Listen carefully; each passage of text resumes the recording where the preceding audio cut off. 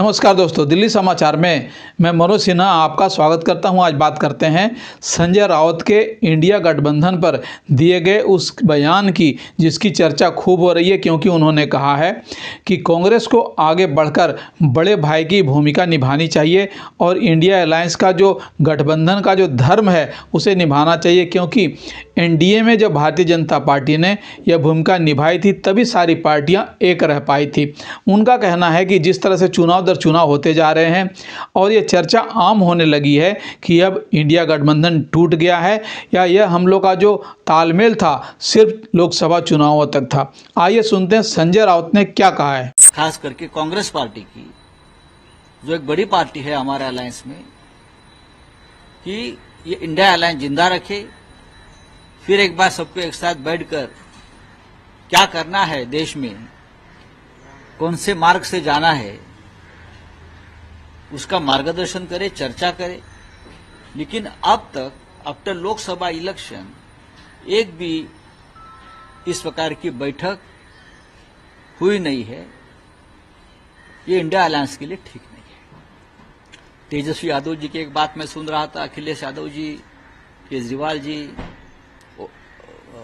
उमर अब्दुल्ला जी, ममता बनर्जी, सबका यह कहना है कि इंडिया अलायंस का कोई वजूद रहा नहीं।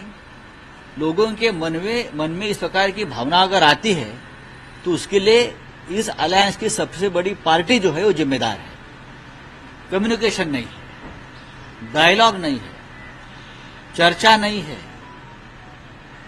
इसका मतलब है इंडिया अलायंस में सब कुछ ठीक है या नहीं, उसके बारे में लोगों के मन में शंका है। तो पवन खेरा भी यही कह रहे हैं कि इंडिया अलायंस लोकसभा के लिए उसके अपना कोई जवाबदारी नहीं। तो बता दीजिए, जाहिर कर दीजिए कि नहीं है, तो हम अपने अपने मार्ग हम चुन लेंगे।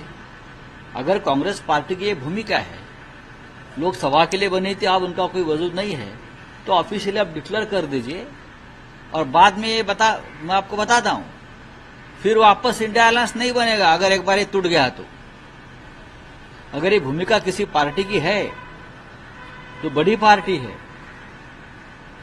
तो आप सोच लीजिए इस प्रकार का बयान करने से पहले कि आगे क्या हो सकता है।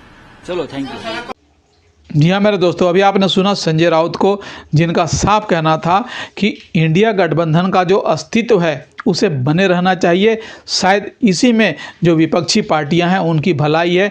उनका यह भी कहना था कि बेशक हमारे मुद्दे, हमारी समस्याएं और परिस्थितियां अलग हो, लेकिन आज सबके सामने एक ही सवाल है कि हम लोग को भारतीय जनता पार्टी के सामने खड़ा होना है। हमारी चर्चा जारी रहेगी दोस्तों। तब तक आपसे आग्रह कि हमारे चैनल को लाइक, शेयर और सब्सक्राइब जरूर करें। धन्यवाद।